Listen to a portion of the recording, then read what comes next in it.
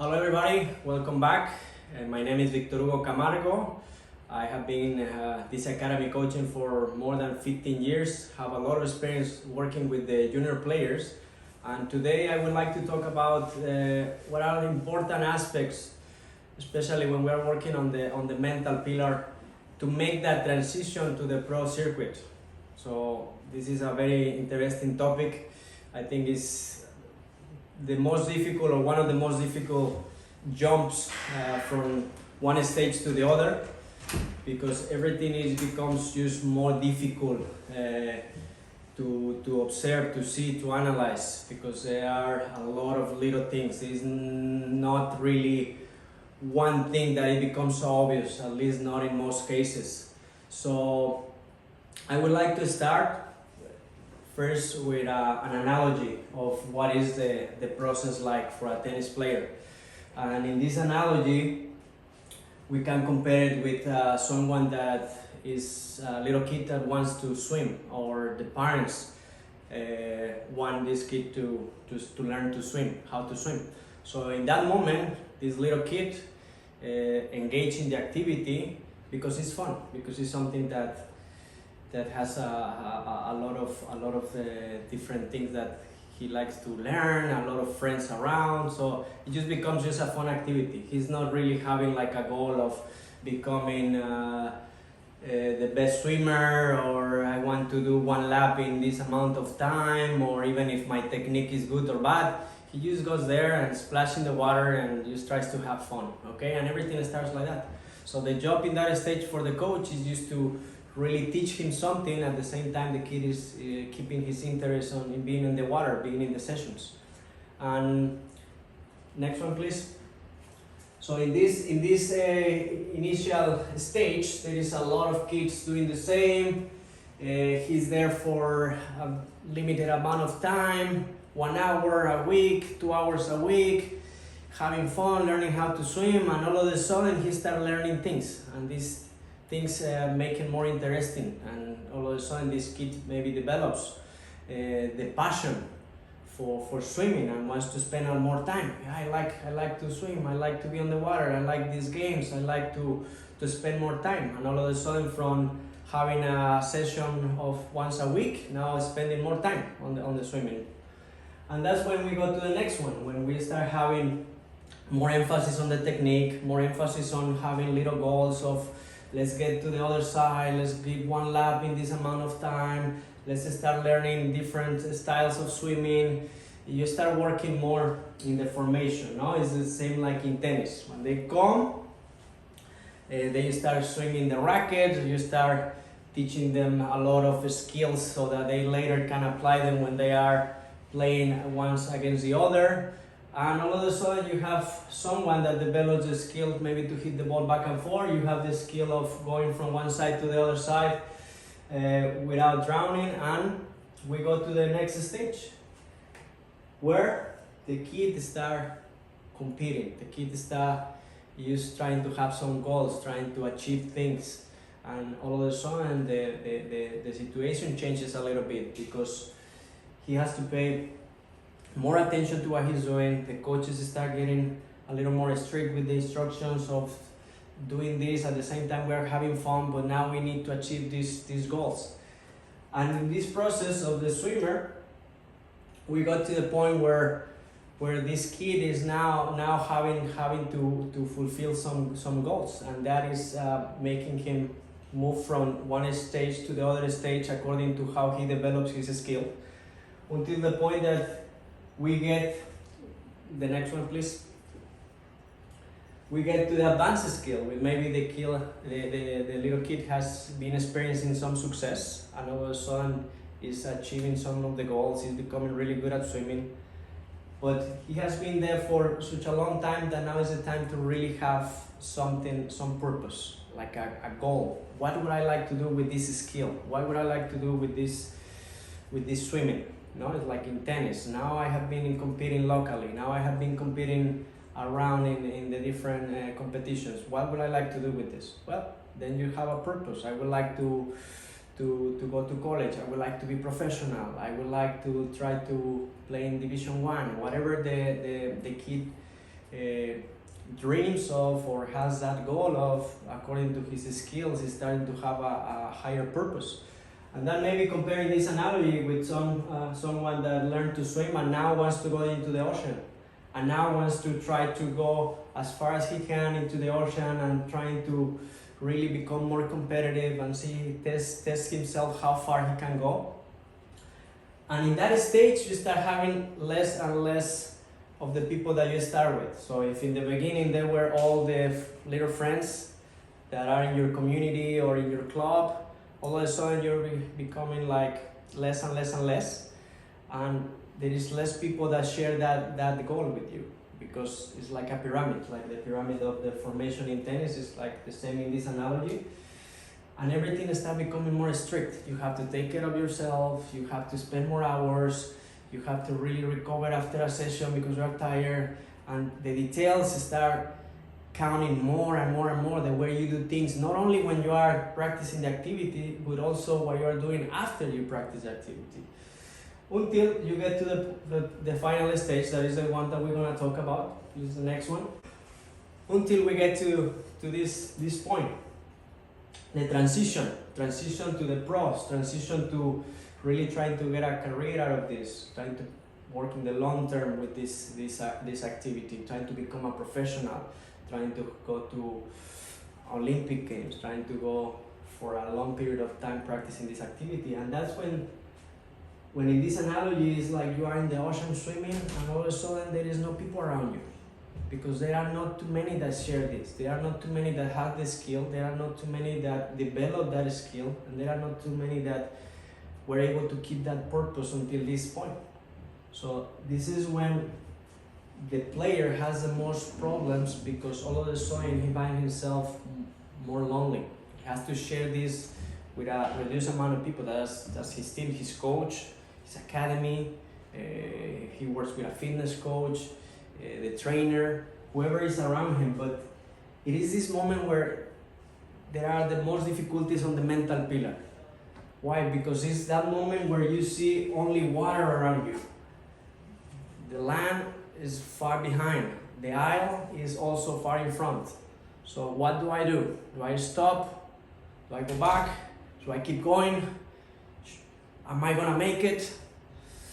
Maybe I cannot make it. I feel like I'm not moving forward, and there is a lot of doubts. And if the swimmer, in this case, focuses on these doubts, you just start forgetting a lot of the details. And when you start forgetting a lot of details and you start paying attention more to these thoughts of I'm gonna make it, not gonna make it, this is not a normal life, I need to do more normal things, all of a sudden the performance start going in a different direction. The performance and the details that improve that performance, that enhance that performance. So this is such a crucial moment for the athlete, for the tennis player in this case, to really have a clear purpose, a strong mentality, and that's where all the work from the previous stages is going to accumulate and is going to give you the opportunity to keep going.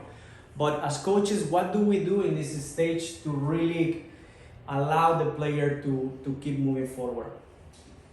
So the question will be, what keeps you moving in that moment? What keeps you aiming to go to the end? Why not going back? Why not going to a different direction? Why, if I'm trying to be professional, not going for something else? Just go to college, study, and move in a different direction. What is going to make me keep moving forward? And this is when we need to review the next points that I think that are crucial for this stage to keep going. The pillars up to professional standards. So the physical pillar, the tactical pillar, the technical pillar all have to have high standards of evaluation. That means like when you are training, every ball counts, every detail, the way you are feeding the balls, the amount of balls the player is hitting, the recovery sessions after the training sessions. Also on the tactical part, if you develop the patterns properly, so that means if the player is playing with his strengths and also compensating his weaknesses, if you have really a training where every minute it makes sense and not just another session and another session where you are feeding balls and the player is performing under his comfort zone, and we're gonna talk about it later. The next one will be just keep reinforcing all those behaviors, all these actions, not only on the tennis court but also out of the tennis court, that keep okay.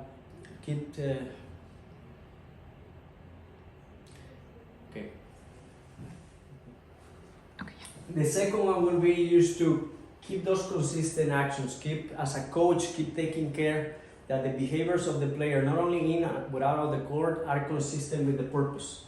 And that means like taking care of what you do on the tennis court with the passive time. Like if you are doing the routines, if you are in the water breaks, really restoring your body, if you are focused, if you are keeping the routines in place. If when you go to stretch, you are actually focusing on stretching and not just spending time on the gym.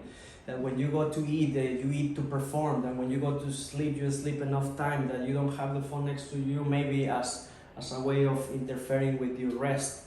This literally details actions in and out of the court that you keep elevating your values and keep making them strong until it become just a lifestyle. Okay, if they were not a lifestyle in the junior years, in the transition, now when you're trying to make that jump to the professional, there is no other way. You need to adopt a lifestyle. You need to live for tennis, and you need to be okay with it. If it is like a sacrifice of, oh, I need to go to stretch, oh yeah, I need to eat that, maybe I can get away with eating this, maybe I can get away with this time not sleeping on time because I want to go to the movies, I want to go with my friends, then one day is not gonna be a problem, one meal is not gonna be a problem, one bad stretching or one time that you don't go to rehab properly is not gonna make a difference, but they're gonna accumulate. So all those behaviors that are moving in a different direction, all of a sudden start making the difference when you go there out to compete. And you can see from the very talented players that make it to the professional, but that when they really want to make a jump into the elite, they need to do this. And we're talking about the most talented players that they can win matches, but when they want to win tournaments, when they want to step it up, when they want to win the big competitions, they need to follow this pattern of taking care of the details. Like whatever they do it 100% being focused there. Because that's the whole goal of the mentals. From when you start working with kids, is that you want them to be there. For them it's easy because they are having fun, for the little kids, so they are there, they want to have fun. But when you start doing more repetitions, when you start focusing more on technique, when you start focusing more on the tactical part, the physical part, the recovery, all the invisible training, that it started to become a little boring, a little repetitive, that's when you start losing the quality on the actions. That's when you start losing the detail on the actions, and that's what is going to make the difference. So that's an important point. The next one is that you have to be 100% committed to the process. So until this point, I think that you can get away with maybe sharing another activity, maybe even soccer, or having like more of a social life where you go to a birthday where, oh, I don't play this tournament because I have this event, oh, I have a school, oh, I have this. When you want to make the jump, really the priority has to become the tennis. Every other activity that comes behind it, it has to complement what you're doing just to keep that balance, but at the end the tennis is the important part, is what you're focusing on. So it is important that you have balance, that you have other things in life, but the tennis has to be the priority, and that requires a commitment. Not half, not hesitating, full commitment, 100%. I want to do this. I am convinced that this is what I want to do, and that is gonna be how the player comes into the tennis court, 100% in the present, 100% in the moment, and that shows when he's practicing. The next one, as coaches, we need to have a plan. We cannot improvise. In this moment, we cannot go to a tennis court and see what happens and then react. We need to anticipate. We need to have a plan in the short, the mid, and the long term. And it's not gonna be a perfect plan, and you're gonna have to change it, and you're gonna have to improvise, but according to the plan. You cannot get there and all of a sudden you start working what you feel in the moment, because at one moment it's gonna catch up with you. You need to be aware of what are you working that day. You need to be aware of how to modify things in case it doesn't work. And you need to have an open mind to continuously try to find solutions, even if these solutions don't come from your knowledge. You need to be open to ask for other people for advice. You need to be open to ask for a person that has been there in that situation before you. You also have to be able to have a communication, even to know things that maybe don't make sense in your process, but that they make you reflect. You say, now that I see how you work, now that I see what you're doing, I also got a different idea, not your idea, a different idea. So just to keep the open mind, because when we get to this stage, we also as coaches, we get a little afraid of, oh, if I share some information, if I ask, they're gonna think like I don't know. They're gonna think like I'm not capable of, and it's completely the opposite. The more you are open to ask, the more you're gonna help your player.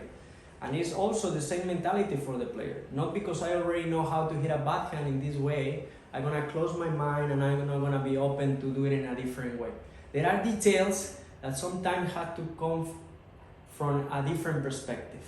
So I have been doing this for such a long time. I'm so used to this that when someone comes and tells me to do it in a different way, I start to panic and I don't want to do it. I don't want to lose what I already have. But if you want to aim to a higher jump, to make the transition, you have to take risks. And you have to go full commitment to try to make these changes work. As long as they come from a person that you're working with, that you trust, and that is telling you what is the plan to do it, the player also has to have an open mind to try things. Especially when we're talking about the technical and the tactical. Sometimes the serve, little shots like they require more technical advice, more technical corrections. The players start closing their mind and they don't want to change a lot of things. So in order to make the transition, you also have to be open to adopt some changes, even in things that you have been doing for a long time. Okay, because if not, you put a limit in the process for those pillars. Also, the tournaments. I think in the junior years, my opinion, you see what the player needs in the moment and then you put the tournament. And if you are lucky to be in a place like Florida, you have many options. My player is ready to compete, but he needs to work on more on these things. So I go to this category, this tournament. My player needs to be challenged. I go to a higher level tournament. You move according to the necessity of the player. So you work to develop, and that's your priority, to develop. What I need to develop? Physical pillar. I need time to train. I need matches. I put my player every week, every weekend, every other weekend. So more or less you adapt what you have to develop the player. In this point, you're starting to adapt to the calendar. You're starting to adapt to the competitions. My player does well on clay courts. My player does well on the hard courts. I would like to develop his game on the hard courts. So let me prepare to go into that part of the year where the circuit is on the hard courts. And let's prepare to do that. And then you have the periodization and you have the amount of time that you're gonna prepare in order to go for those tournaments in optimal shape. So you have to have that vision of how do I get there at the right time, in the right shape, what tournaments I'm gonna use to prepare my players, what is going to happen if at one moment, we are not getting the number of matches that we needed, how do I adjust? How do I also modify the plan in case we are getting to the point where we are not there yet and we need to do more matches, we need to do more training, but it is according to the calendar. You need to start adapting. You need to start adapting because the calendar, it is what it is every year. It goes the same every year, so you have to start doing things according to that calendar, really following the competition according to the level that you have. And finally, before that is to keep a healthy environment. This is so important. I mean, there are situations there of another players, teammates, even some family that they maybe have different ideas, different directions, and maybe they are not so convinced of certain things. And in this moment, the player needs clarity. The player needs just to be focused in believing on doing something, and it has to go in one direction. Because if they are like friends moving in a different direction, maybe they have different goals, maybe they are not so convinced in doing tennis so seriously. They are the ones pulling you to, hey, let's go to this part, let's not go to stretch. What happens to you if you eat this? Why you need to sleep so early? All of these situations then start becoming confusing. And remember, in the analogy, when we are in the middle of the ocean and we hear that voice that maybe comes from the friend, but later it becomes our voice, why am I doing this? I should be there eating what I want. I should be there doing something else, having fun in a different activity. So it's important, the environment. There are also agents or people that have different purposes, different agendas. They want to see the business part of the player. They want to see how they can use this player as for marketing or for whatever reason. So here in this moment, the player needs to be able to have a healthy environment, and that's also how, as coaches, we can help to start shaping and start advising and work together with the partners. We have to make this connection with the people that are important for the player. We cannot have a fight in this moment with the parents, because it will go back to the player. So we need to coordinate to all move in the same direction. The parents need to have the same goal to support the player in that direction. The coach needs to be convinced that that's the direction, and everything that goes around it has to be stopped, so that it doesn't get into the player's ears, and he just continues working on what he needs to work. So that's our work, just to also anticipate situations that could happen with external people that would like to intervene in the process, and maybe they don't have the best interest for the player. So it's important to keep that environment, and that sometimes that means moving to a different place. Sometimes that means separating from a group. Sometimes that means going with a team that people that have the same vision than you. Maybe the ones that you are with, they have a different vision. So those are decisions that you need to share with the player, with the partners, and they all go in the same direction. And the summary of this presentation or what it's all about is just to make sure, like, we know that the details are what is going to make the difference in the long term. And the details are every day, in every action that the player does, how he's engaged in practice, how he's doing the drills, doing the controls, how he's coming to the court in a good mood. He's coming to the court already like a little bit defeated, sad, angry. So you have to be paying attention to that, because maybe that day is when you need to do a different warm-up. Maybe that's when you need to be close to the player. Maybe that's when you need to leave some space to the player. So you cannot take things for granted in this part. Every day becomes like competition to the coaches of paying attention to all the things that are going on. How my player comes, how my player is reacting, how am I following the plan that I had in mind. If it's going in the right direction, it's time to modify. So you just need to have an awareness of the present. So the same thing that we are asking the player is that we need as coaches. We cannot have the plan and say, I have such a good plan, I put so much time into it, I spent 2 hours making this plan, so let's just run the plan and I'm okay. No, that's a plan. Now the difficult part comes, how to execute that plan. And it requires so much energy. That's why being on the court with a player that is in the transition 2 hours, 3 hours is exhausting, it's difficult. It is very difficult. So as coach, you also require that you start making some decisions of, if I invest the time, I also need to prepare. I need to be ready. I need to have my energy. I need to also rest well, eat well, all the things, so that you are there 100% paying attention to the details.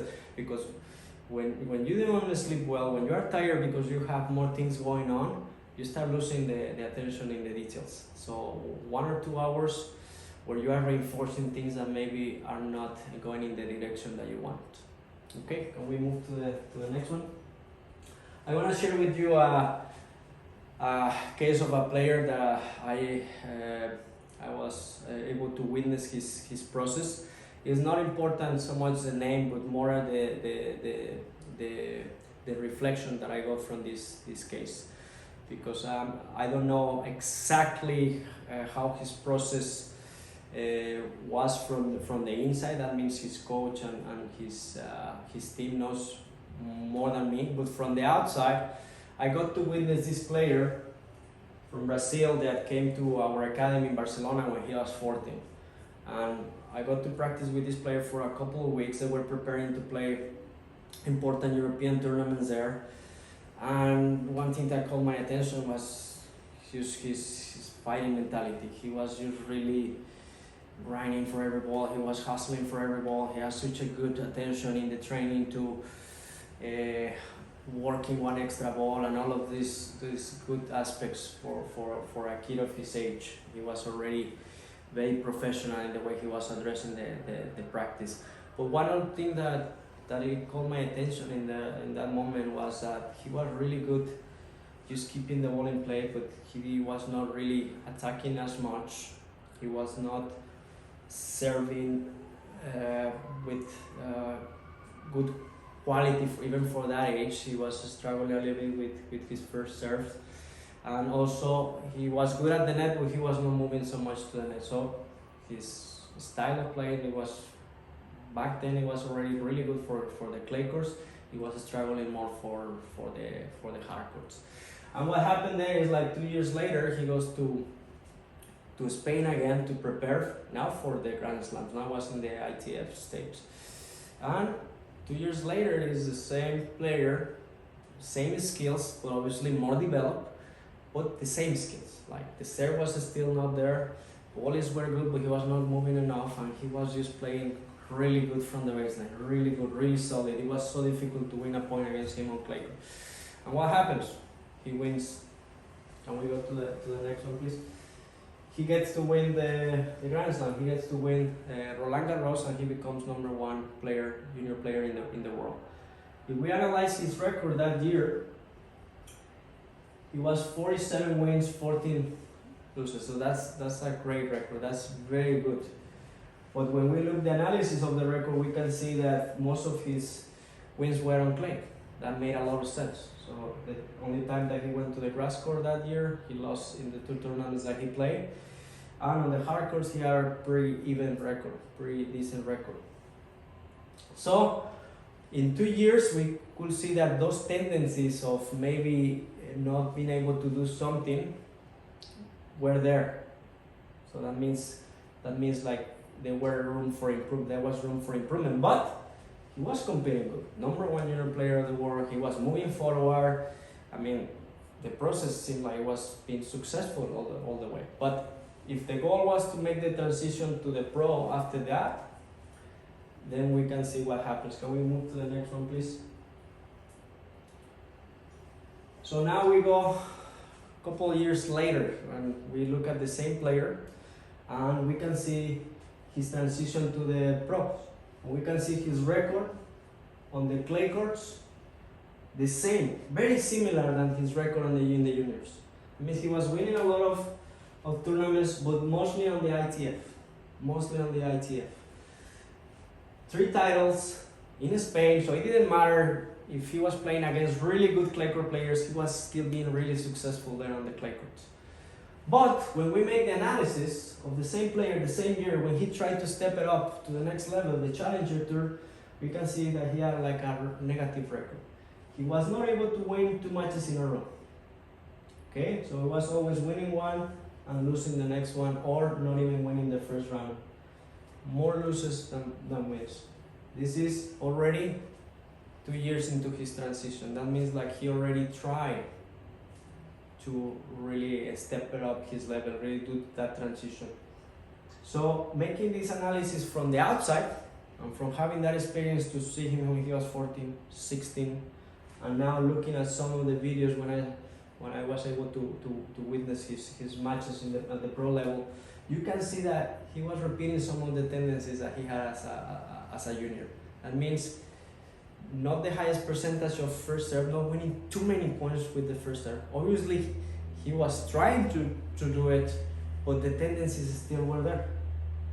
And if we continue in time in the next years, it was about the same record. That means he was still being able to play on the clay course, and he was struggling on the hard course, and that makes a lot of sense from according to his past history. So what conclusions can we take for a case like this without really knowing exactly what happened? Is that was he not working on his serve? Was he not addressing those issues? I don't think so. I think that they were working on the set, they were probably working on the boards, they were working on other things, but it just gets so complicated. It just gets more difficult. It is so much more detail involved. And we can have like an analysis of the amount of matches that he's playing. He's competing all year. In this year, I think it was about only 2 months that he was not actually competing, and not in a row. Like a week here, a week there, 2 weeks here. He was the whole year competing. So if you need to change something technical like the serve, and we all coaches know that that's not easy, and if you are in the pro circuit where the players are not gonna wait for you to, okay, fix your serve, yes, I'm just gonna return easy for you to continue working, that's not happening. So if you're trying to change something that big, that important, you need to put more time. Maybe you need to spend 4 months where you're playing open tournaments, but only working on that serve on the game. That's an idea. I think like something like that requires that you address it specifically and spend the time. If you are the whole year traveling, if you are the whole year playing under your comfort zone, when is that you make that jump? When is that you make that analysis of how can we make this progression work and get us back into the next step? And why are we playing more on our comfort zone? Because we're trying to get a ranking, but we know where we can get with these skills. We know with these tools how far we can go. Is this all what I want? Or am I willing to risk everything in order to go here? Because if I do that, I'm gonna struggle. But that's my only choice if I want to make another jump. Otherwise, I know what is going to happen. And now, 2022, we can see that this kept from happening. That means I would like to make a really detailed analysis of a case like this to see what are the conclusions from the coaches and even from the player, what is happening through his mind. I think like that's when the mental pillar it becomes really important, because he needs to be able not only to put the effort that he's putting, because I can witness that was happening, but use the adaptability of being able to say, I need to do this in a different way. I need to maybe start working different in this regard and spend the time. That's an idea. Maybe it's completely different. Again, it's from the outside, but I'm sure like there are cases like this that all the information that we have been talking here in this presentation, it makes a lot of sense of how something in this stage it gets so difficult. It gets so difficult because it requires like actions like every day in that direction. Okay.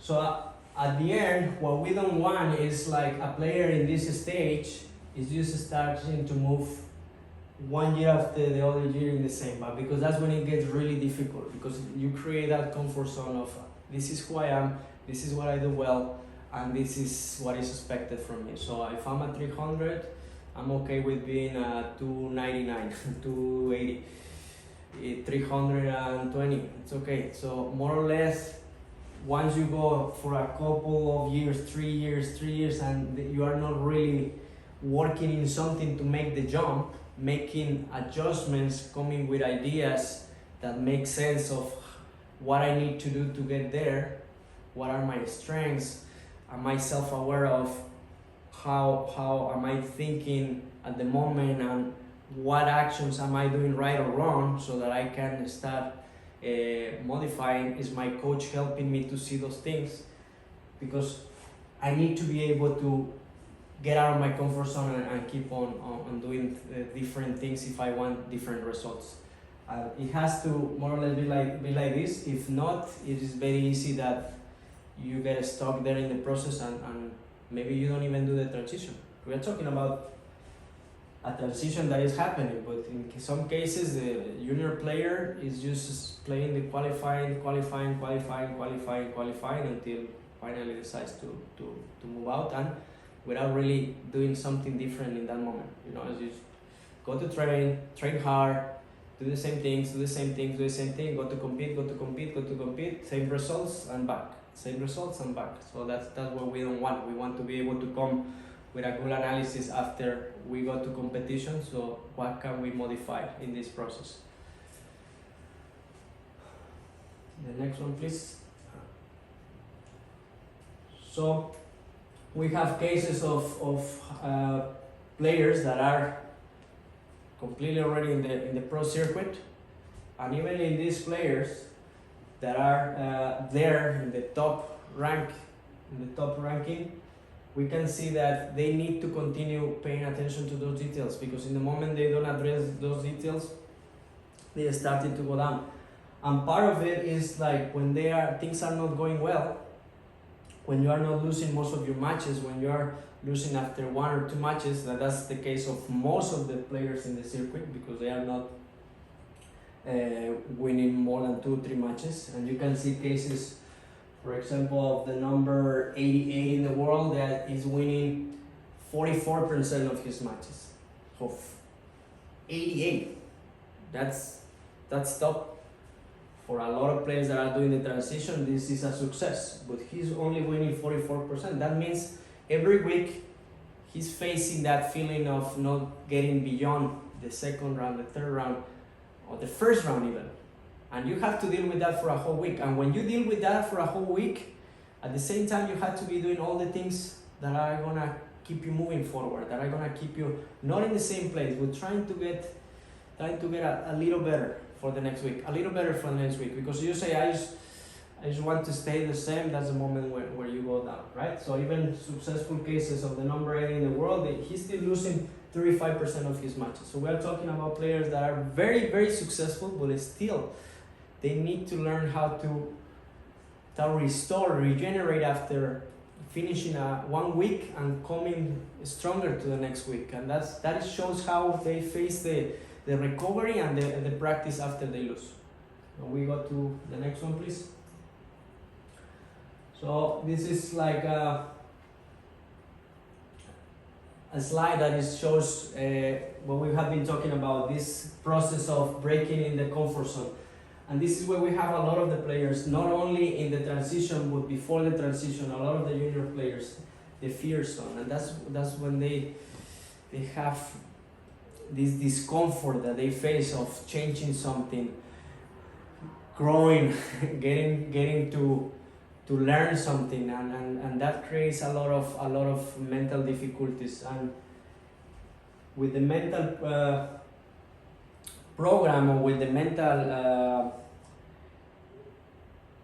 process that they engage, you can always take care of the basic things on top of maybe mental skills that you are working with the sports psychologist or even as a coach. Like you can be working on the mindfulness, on having like sessions on the player really focuses on really getting to know himself, how he's feeling, working on the inner voice, working on the visualization, all the different skills, control of emotions, all of the things that you can work specifically, they have to be on top of the basic actions, the basic behaviors, like taking care of your preparation when you go to the court, taking care of your body language around the court, taking care of your energy when you're on the court, taking care of your attention to the details when you are doing something. And that is what is going to allow you to really go through this process until you get to the growth zone. That's when you really get to improve something. And when you get to that moment, you get to enjoy it for a couple of sessions, and then you have to do it all over again. So this is like in the example of this player, that he's really good on clay courts. How do we get to improve on the hard courts? The player, even at that level, has to go through this. If I play more on hard courts, I'm gonna lose my ranking. So he's already going through that fear zone. If I change my serve, maybe I lose my feeling and I'm gonna make more double faults, and then they are not so willing to go through that process. Or maybe he's trying, but is he trying with the right plan? Is he trying with different ideas? Is he giving himself time to work with different ideas? Is he working enough on one idea? Because sometimes it's not about just changing ideas, flipping ideas. It's about getting an idea and developing it and struggling it and going through the whole process. Because when we get here, the easy thing is like, oh, this doesn't work, I need a different idea, I need a different coach, this is not working, I don't want to do this, and then we go back. Okay, so that's why as a coach you need to anticipate what are going to be the problems. You're going to know that the player maybe is going to struggle because he's totally out of his comfort zone, because maybe you need to change something that he has been doing for such a long time. Is it worth it to go to that? Is it the right time to go through that process? So that's when we have to make those decisions. Next one, please.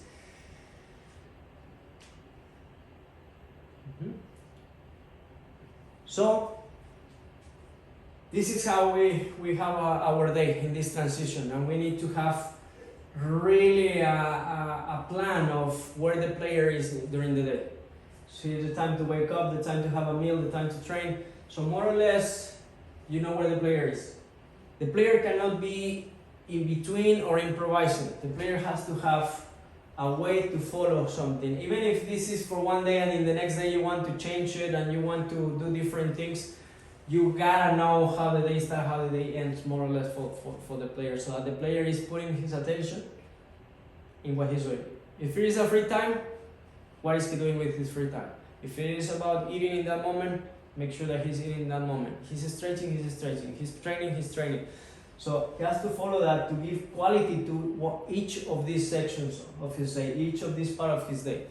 So when you see the day like this, you know when the player needs to train, to eat, to rest, to recover, to have the meal, to have the mental session or whatever it is. If you find a problem, for example, the quality of the morning practice, let's say that we have that problem. Every morning practice we struggle. In the afternoon, great, amazing.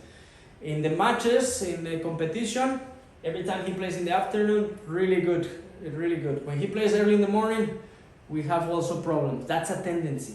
So when we find like something is happening, before it goes for too far, we need to start analyzing what's going on in the day. And sometimes it's not during the training. Sometimes, can we go to the next one, please? Sometimes we find out that there are different parts that can have an influence. What about what the player is eating just before he goes to the tennis court? What about what the player is doing before he goes to bed? What about the last meal that the player has before he goes to bed? What about the time the player is going to bed? So maybe there are sections there that are not so obvious, and we just blame it on, this player has no energy, he has no purpose, he has no motivation in the morning, I cannot believe, you need to come very prepared. But maybe the player is really struggling with his energy. Why? Because he's not awake there. He's gonna start to be awake after lunch when he gets his meal, and his whole body is gonna shift a little bit in that direction to prepare for the afternoon practice, because in the morning maybe he's restoring, recovering. So when we have a situation, we go to all the different parts, and then we start taking some solutions. Maybe we say the problem is the lack of energy. I feel like the player is weak and tired, and we start addressing with, you're gonna start to have some supplements, some snacks in these times. You're gonna eat less sugar in the middle of the night. You're gonna introduce a session of meditation so that you can relax before you go to bed. So these are decisions coming from the coach. Details. Snack here, less sugar, meditation. And all of a sudden, we are not focusing on the energy and come on, but we are making the adjustments in the day. And this can be in a week. This can be preparing for a tournament. Okay, thank you. One, please. So at the end, when we talk about the details, it is all a bunch of details. A lot of players in this transition is starting to question everything, right? Because like you said, they're starting to have doubt. So it's really bad to eat a pizza before a match. I don't feel it. I feel normal. What happens if I don't stretch like that? And they start questioning it. And when you give them arguments, they say, but I don't feel weak, but I don't feel tired, but I sleep well. But so we start having that. For them, is not one thing that is gonna make the difference, but it is the accumulation of all those things. So we start having that if you stretch and you eat well, you have more flexibility, little detail. If you have the right nutrition, you get some supplements, then your body start performing better. On the mental, we can have details on the part of the invisible training. We can find details on the practice. And you say you haven't been drinking enough water, you start drinking water and you drink too much, or we can find that you are not activated, your body is low. Details on the technical, details on the tactical. Every time we are doing this drill that you know so well, you are focused a lot on the positioning, we are not focusing on the extension, and a little details that add a little bit of quality here. So in all of this is about adding a little bit. And that's the difficult part, because as a coach, that's a lot of energy. That's a lot of repetition. That's repeating the same speech from different ways, because even that makes a difference. You tell the player the same from a different angle. You tell the player something that he needs to do coming from a different perspective. And that's what is going to make the difference on improving. You cannot give up on this. You cannot say, oh, this player is just not good at recovering, this player is not good at stretching, this player is not good at warming up, and all of a sudden you start giving up. Even though you know that area is important for his improvement. Can we go to the next one, please? So, if we, in this slide, we think of the little blue spots as details, you can see the difference between a professional that is full of details and a junior. Okay? This professional, his whole day is around the tennis. So he's putting actions and actions and actions and actions and actions all around the tennis. This is a junior. Or a professional that maybe because of the amount of natural talent, of the athletic ability, he's able to get away with a lot of details that are not at the highest level. But even for this professional, what is going to make the difference between the level he is at and achieving his optimal performance is going to be if he's willing to adopt all the details. So we cannot think about us not successful and successful, because maybe this professional is winning a lot. But he's winning a lot, but he's also not achieving his ideal state of competition, his ideal state of performance, because he's lacking a lot of the actions that are going to give quality to his process. And all this in blue, that's the mental preparation, because these are wins. You win when you are able to stretch more. You win when you are able to choose between one meal and the other meal. You win when you go to sleep at a certain time. You win when you are able to stretch with quality. You win when you are able to do the extra ball in practice. You win when you are able to get to the target that the coach is setting for that shot. So wins. The mental part start growing. You start getting confident. And it's not winning a match. This is not one set or another set. These are just actions that are under your control. So you are becoming efficient with everything that you control, and you are just preparing to face things that you don't control. And that's the mental strength. That's what this presentation is on the mental, and we have been talking about a lot of things, and maybe you don't see specific mental skills that we have been discussing, but they come after you have a player that is willing to follow all these behaviors constantly.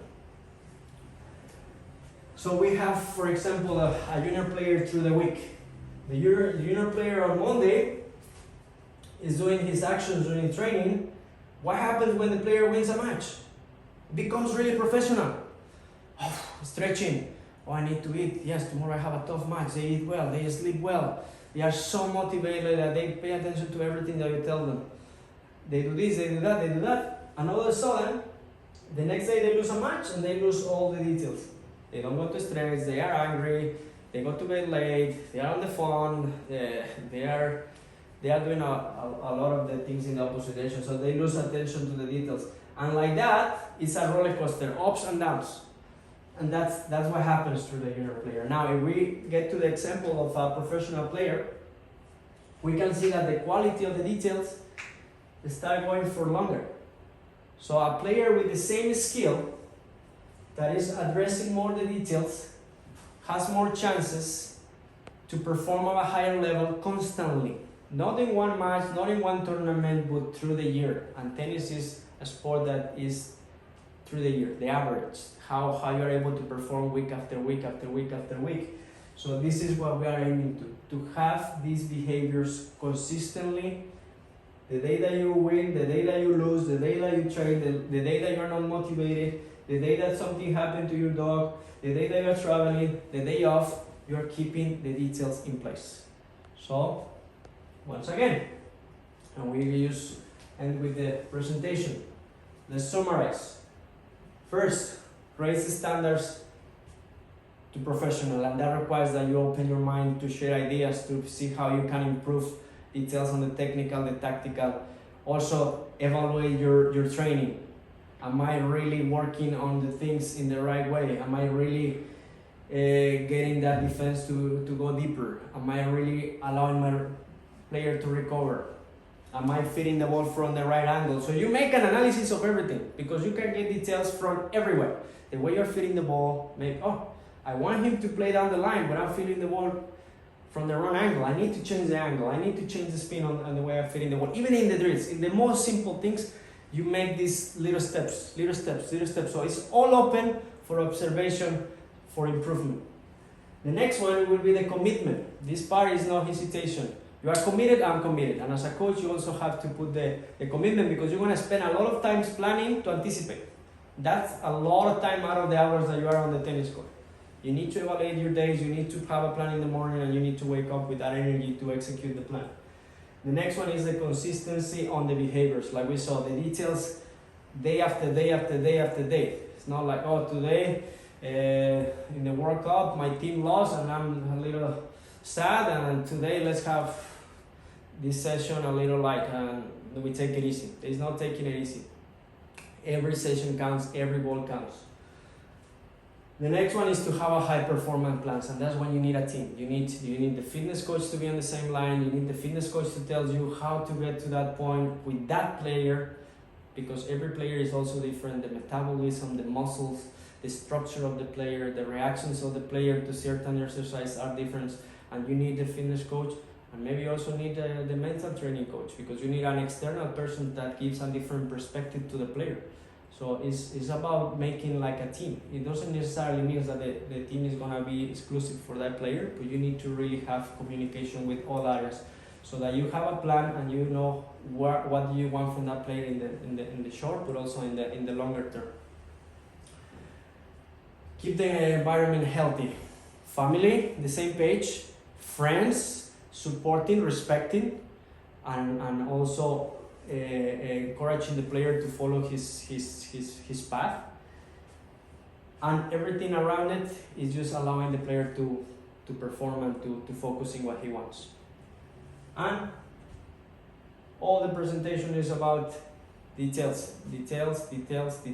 All of them count.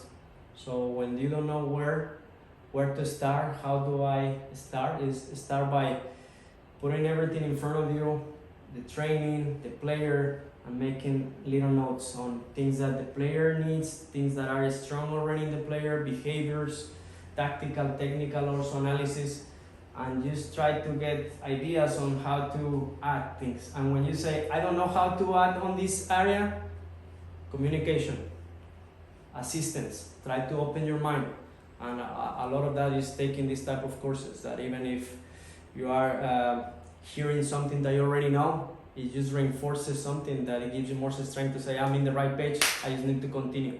Or maybe he's talking about something different, he's right, and let me adopt some ideas.